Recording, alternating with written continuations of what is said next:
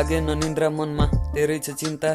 तोप्ताने बानी मेरो प्रिरोल छ तिनटा पाङ्गो पाङ्गो दृष्टिकोण सिधा गरी हिँड्दा कति गाह्रो हुँदो रहेछ आफैलाई नचिन्दा ऐनामा हेर्दै भन्ने गर्छु रियलमा म कुन हो कामको किरण मधुरो उत्तर सबै अधुरो हेर्दा सिम्पल देखे पनि अति गहिरो छ कुरो यस्तै कुरा बुझ्नलाई हो कि शिवले खाका धतुरो अँध्यारो रात पछि आउँछ अवश्य उज्यालो दिन आफ्नो कर्तव्यलाई काँधमा राखेर उचाली हिँड सुख र शोक भन्दा पनि दुःख र भोकलाई चिन नकारात्मक सोचहरूलाई दिमागमा आउन रोकलाई दिउँ शब्दहरू एक आपसमा ठोकिँदैछन् समय बित्दैछ अतीतहरू रोकिँदैछन् केही ठिक छैन त्यही पनि सबै कुरा ओके छ भन मायाको भोकी हो कि त्यसैले बोकै छ मन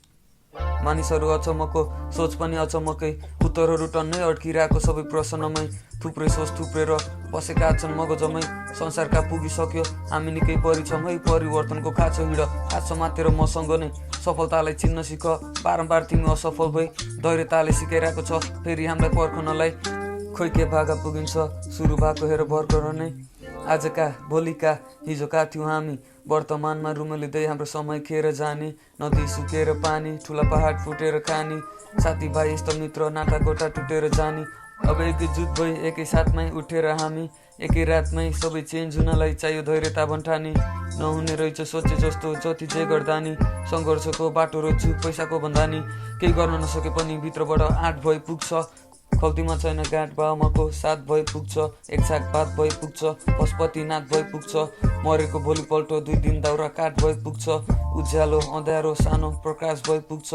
हरियाली हावाहुरी चिसो बतास भई पुग्छ एक्लो रात चाहिँदैन चानो निलो आकाश भई पुग्छ चाहिँदैन लुगा सुगा मुनालको आवाज भई पुग्छ दिनहरू दिनदिनै अचम्मको के सत्य के झुटो मलाई नभन भो उत्तरहरू छैन मेरो प्रश्नको सबै कुरा हुन्छ ठिक पखन ब्रो दिनहरू दिनदिनै अचम्मको के सत्य के झुटो मलाई नभन भो उत्तरहरू छैन मेरो प्रश्नको सबै कुरा हुन्छ ठिक पखन ब्रो सबै कुरा हुन्छ ठिक एकछिनलाई पखन ब्रो